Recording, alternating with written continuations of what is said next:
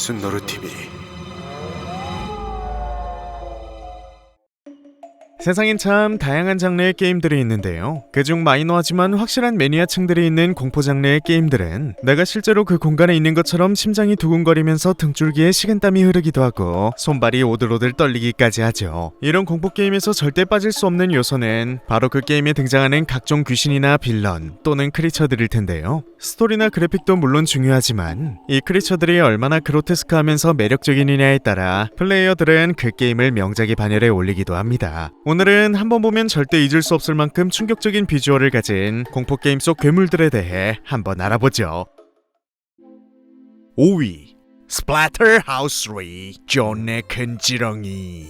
사람의 시체로 온갖 음흉한 실험을 한다는 박사가 있다는 소문을 듣고 호기심에 여자친구와 함께 저택을 찾았다가 그 안에 우글거리는 괴물들에게 참교육을 당해 죽기 직전까지 간 주인공이 우연히 옆에 떨어진 고대의 마스크의 도움을 받아 벌크업을 한 뒤 맨손으로 괴물들을 때려잡으며 여자친구를 찾으러 간다는 기이한 내용의 스플래터하우스는 1998년 출시되어 1993년 3편까지 만들어진 고전 공포게임인데요. 제작사는 무려 철권으로 유명한 반다이 남코로 이 게임은 철권의 선배님인 셈이죠. 이처럼 출시된 지 아주 오래된 게임이지만 스플래터하우스란 살벌한 이름처럼 게임은 시종일관 아주 고어한 분위기를 내뿜는데요. 스테이지는 피와 내장으로 범벅이 되어 있고 때리면 때릴수록 더 끔찍해지는 실험체 괴물들은 쓸데없이 개성 넘치게 징그럽습니다. 그중 오늘 제가 소개해드릴 괴물은 스플래터하우스 3의 이 스테이지 보스 자이언트 보호웜으로, 사실 이 지렁이는 시체에 숨어있다가 얍 하고 튀어나와 기어다니며 플레이어를 귀찮게 하는 잡몹이지만 자이언트 보호웜은 오랜 시간 동안 사람을 잡아먹고 다리까지 도달할 만큼 성장해 거대화된 괴물이죠.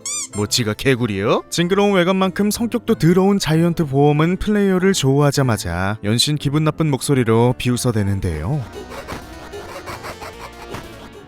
그리고 입속에서 자신의 유충을 내뱉거나 깨물면서 공격하다가 많이 맞다 보면 머리가 터지고 자신을 구성하고 있는 촉수와 벌레가 가득 튀어나온 기괴한 모습이 됩니다. 그리고 엎드려 빠르게 기어오면서 바닥을 쓸듯이 주인공을 공격하는데 그 모습이 아주 가관이죠. 이외에도 스플래터하우스에는 여러 공포 영화들을 오마주한 보스들이 가득한데요. 이야, 지금 봐도 저 디자인들은 정말 그로테스크하네요. 4위 작은 악몽 두 번째 이야기, 못 기르지는 할매. 아직까진 추측밖에 할 수 없는 미스터리하고 몽환적인 세계관의 리틀 나이트메어 시리즈는 누군가로부터 납치된 아이들 식스와 모노, 그리고 키드의 탈출기를 그리고 있는데요. 대체 이 세상에선 무슨 일이 일어난 것인지 주위 환경들은 모두 뒤틀려 있고 그와 완벽히 동화된 기괴한 어른들은 하나같이 아이들을 잡아먹으려 하거나 실험하려 들거나 감금하는 것에 눈이 멀어 있죠. 그 중에서도 많은 플레이어들에게 강한 인상을 남긴 한 명의 어른이 있는데 그것은 바로 리틀 나이트메어 2의 학교 챕터에 등장하는 교사인데요. 처음 좋아하게 되는 교사의 모습은 나이가 지긋한 평범한 초등학교 담임선생님처럼 보이지만 아이들을 매의 눈으로 감시하는 건 기본, 조금이라도 떠들면 잡아가서 회초리로 때리는 등 아주 엄격한 성격이죠. 교사는 플레이어가 소음을 냈을 때 자신의 진짜 정체를 드러내는데요.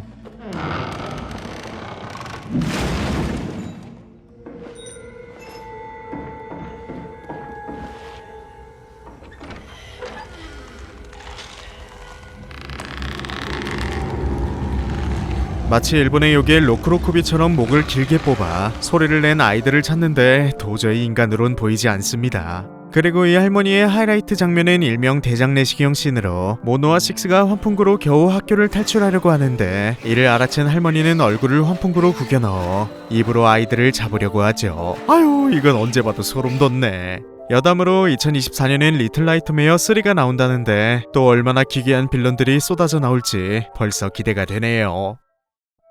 3, 2위 생물학적 재해 킁킁이와 애기 괴물.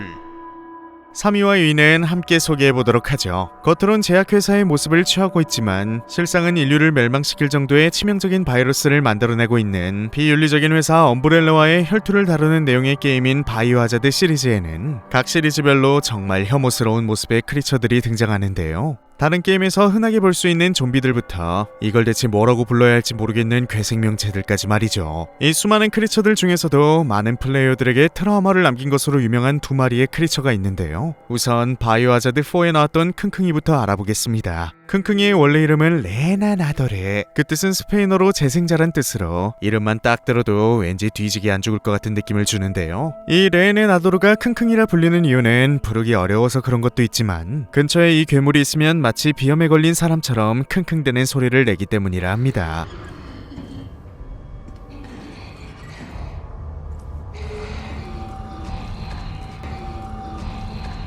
이 괴물이 혐오스러운 이유는 섬뜩한 생김새와 기분 나쁜 신음소리에도 있지만 무엇보다 아주 좁고 어두운 연구실 스테이지에서 인기척도 없이 귀신처럼 뒤에서 나타나 눈에서 노란빛을 번뜩이며 기괴하게 공격하기 때문인데요. 처음엔 서서 평범하게 팔을 휘저기며 공격하지만 총을 몇 대 맞다 보면 납작하게 엎드린 뒤 기어오며 튀어오르듯 공격하는데 이걸 아무런 정보 없이 처음 본 플레이어들은 너무 놀래서 비명이 절로 나오죠. 또한 재생자란 이름답게 아무리 총을 많이 맞아도 죽지 않고 금방 회복한 뒤 다시 일어서는데 킁킁이는 사실 기생충에 감염된 변이된 인간이기 때문에 몸 이곳저곳에 들러붙어있는 기생충을 정확히 터뜨려 죽여야지만 쓰러집니다. 다음 소개해드릴 크리처는 이 작품의 8번째 시리즈인 바이오하자드 빌리지 도나 베네비엔토 스테이지에 나오는 아기 괴물인데요. 이 괴물 또한 킁킁이처럼 아주 좁고 어두운 지형에서 깜빡이도 없이 갑자기 예고 없이 나타나는데 그 공포감은 킁킁이와는 비교도 안 될 정도이죠. 이 아기 괴물은 소름 끼치는 울음소리와 함께 어둠 속을 헤매는 플레이어 앞에 나타나 추격하기 시작하는데요.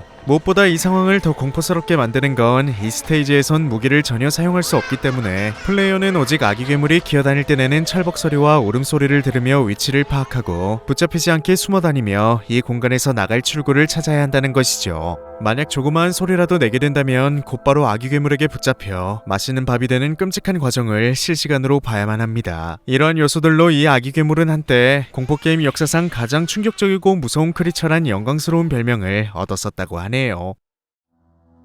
1위 죽은 우주 네크로모프.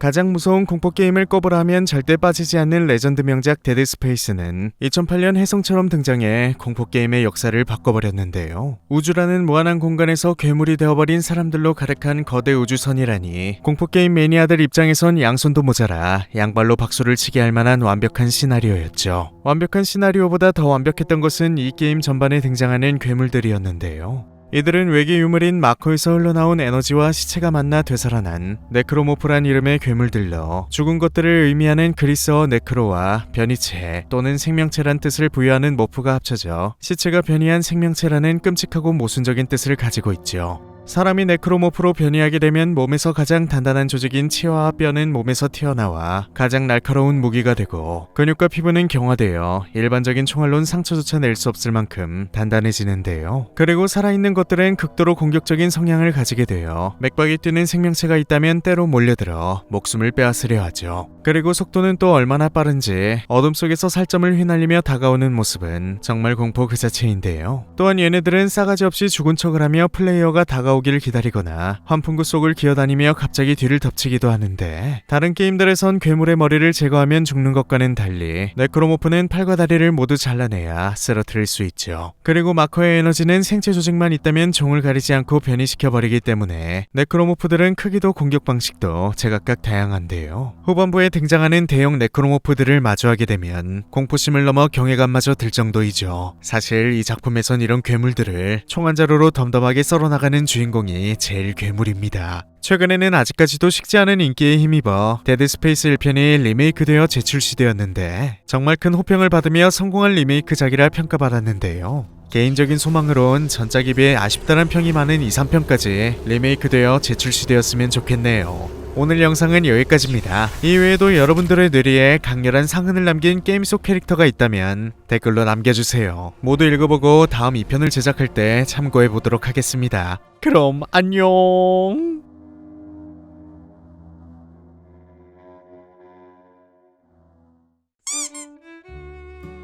이런 요소들로 공포게임 매니아들 입장에선 양손도 모자라 양발로 박수를 치게 할 만한 완벽한 시나리오였죠.